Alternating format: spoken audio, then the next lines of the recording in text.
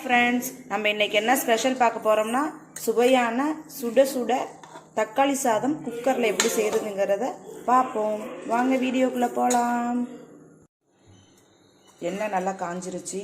காஞ்சோன்னே எடுத்து வச்சிருக்க பட்டை, இலை, ஏலக்காய் எல்லாத்தையும் அதில் சேர்த்துக்கணும்.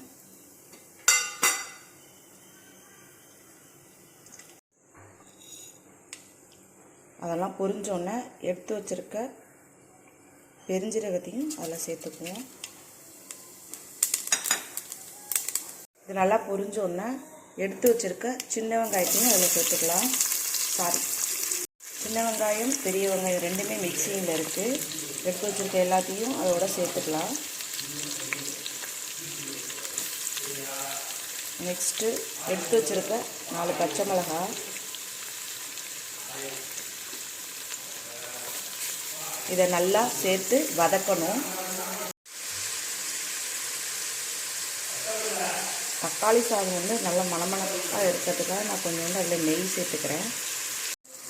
அடுத்தது எடுத்து வச்சுருக்க இஞ்சி பூண்டு பேஸ்ட்டையும் அதில் சேர்த்துக்கிறேன். அதில் கொஞ்சோண்டு கரம் மசாலா பொடியை சேர்த்துக்கிறோம்.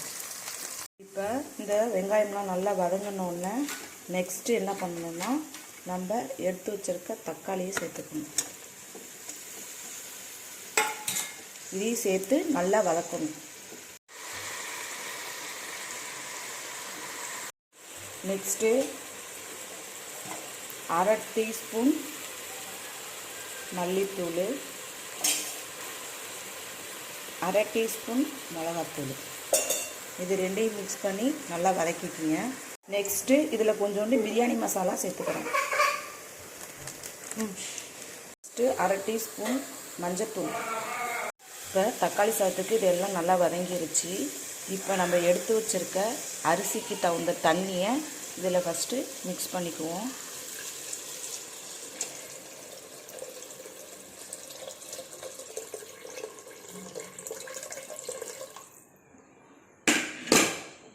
எடுத்து வச்சுருக்க ரைஸையும் இதில் சேர்த்துக்கலாம்.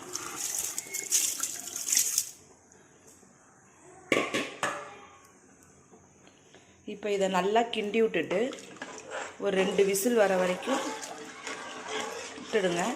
3ஆவது விசிலுக்கு இறக்கிடுங்க. கடைசியாக நம்ம எடுத்து வச்சுருக்க கொத்தமல்லி இலையும் அதில் சேர்த்துக்கணும். சுவையான சூடான தக்காளி சாதம் ரெடி. இந்த வீடியோ பிடிச்சிருந்தா லைக் பண்ணுங்கள், ஷேர் பண்ணுங்கள், மறந்துடாமல் சப்ஸ்கிரைப் பண்ணுங்கள்.